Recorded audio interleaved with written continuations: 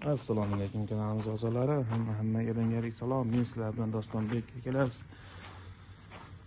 Sizlarga qisqaroq video olib ketaman, xudo xolasa. Dafniya nima bilan oziqlanadi? Dafniya mana hovuzlangan mana shunday po'choqlar, bug'doy. Eng zo'rini ko'rsataman.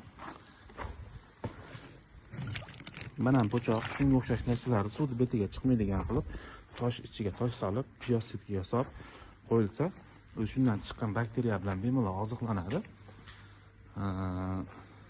Bu dafniya nima deganlarga, bu tabiiy живой ko'rim. Ilon baliq 300 gram, 400 gram bo'lguncha shu bilan bemalol oziqlanadi. U paytda bemalol go'sht, baliqlardan ham oziqlanadi, 300-400 gramligi. Lekin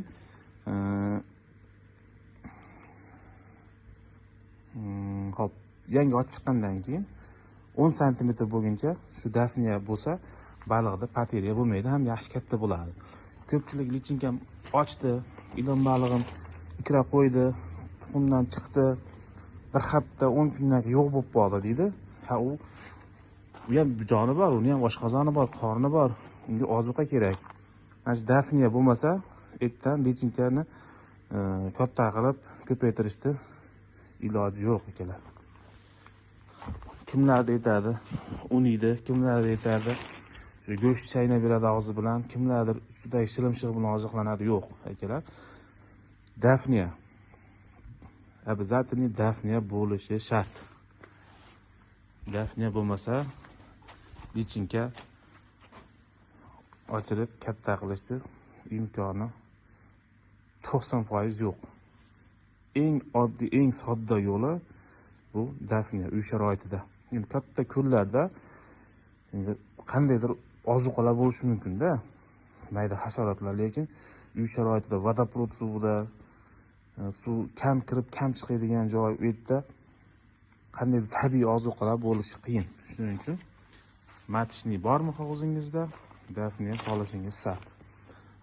Katta ko'llarga ham lichinka solishdan oldin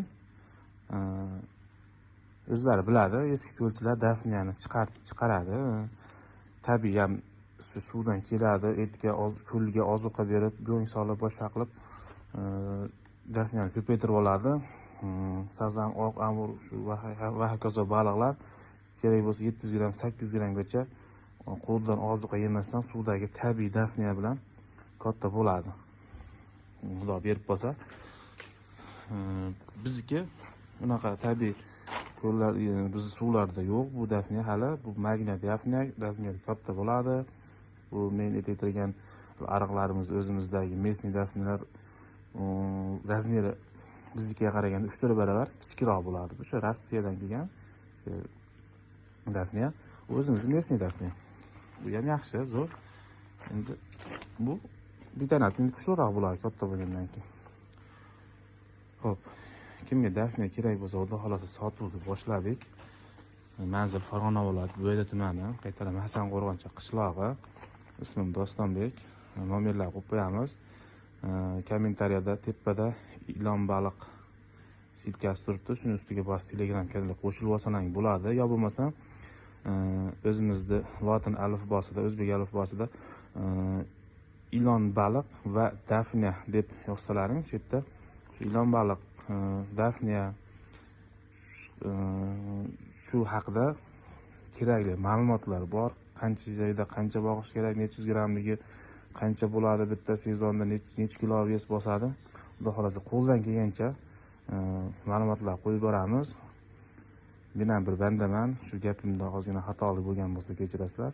E'tiborlaringiz uchun rahmat. Keyingi videolarda ko'rishguncha xayr, salomat bo'linglar.